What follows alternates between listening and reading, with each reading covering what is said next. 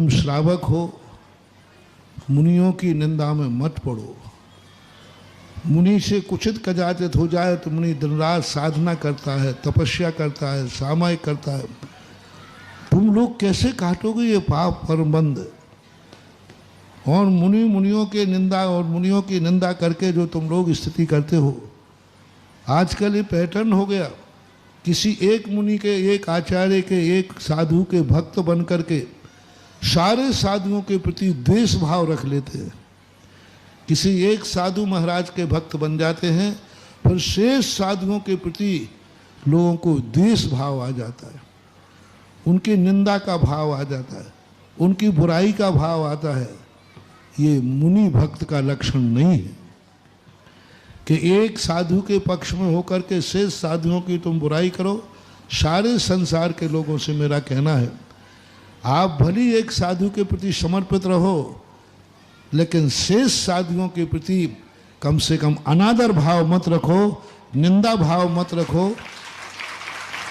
उनके प्रति कम से कम ये भाव तो रखो कि वो कैसे भी हैं, दिगंबर मुद्रा में हैं, तो दिगंबर मुद्रा का कम से कम अपमान तो मत करो।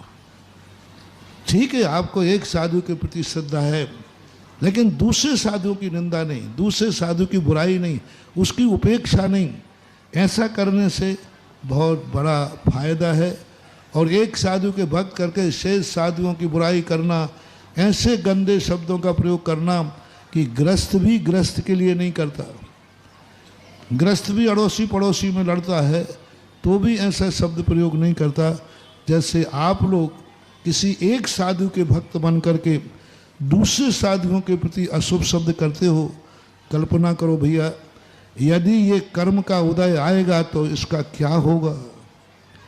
एक दुर्गंधा थी, एक जिसने एक मुनिराज के प्रति अशुभ शब्द बोला था, उनका अपमान किया था, कितने भाव तक उसे नाना प्रकार की निकृष्ट योनियों में भटकना पड़ा था। एक बार के मात्र एक बार किसी साधु के प्रति अभिनय का भाव किया, एक साधु के प्रति घृणा का भाव किया, द्वेष का भाव किया, परिणाम ये निकला कि कितने भवों तक सुगंध दशमी कथा पढ़ लेना, कैसे कैसे किन किन योनियों में गया, शरीर गलता रहा, सड़ता रहा।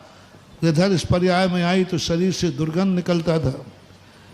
तो अभी तुम हंसी मजाक में रह करके ये कर्म बांध लेते हो, कल के दिन ये कर्म उदय में आएगा तो कैसे भोगोगे। ये दया मुझे आप लोगों के ऊपर आती है।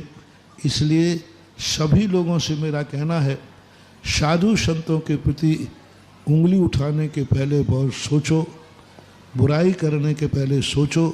किसी भी साधु के भक्त रहो, लेकिन दूसरे साधुओं का, दूसरे संघ के साधुओं का या किसी अन्य साधु का, एक साधु, उन साधु का मन से, वचन से, काया से कभी अभिनय नहीं करना, बुरे भाव नहीं करना, द्वेष भाव नहीं करना। ऐसे मेरा संतोष जी से कहना है, हमेशा सावधान रहो।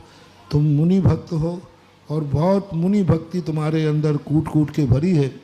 तुमने तो सागर में ऐसे ऐसे मुनियों को शरण दी, स्वागत किया, जो कि उनको कहीं वो नहीं मिला। तो ये कमेटी हमेशा सागर में कैसा भी साधु आ जाए, लेकिन संतोष पटना कमंडल लेकर हमेशा खड़ा रहता है। और ये कैसे स्खलन हुआ, मैं भी सुन के ताज्जुब हो गया। कोई पूर्व भाव का कोई कर्म का उदय था तुम्हारा, जो तुमसे ये भूल हुई, और आज आपने भूल स्वीकार करके और दूसरा शब्द बहुत अच्छा बोला कि मैं अपने शब्द वापस लेता हूँ। 100 बार ले लो, आचार्य भगवान है।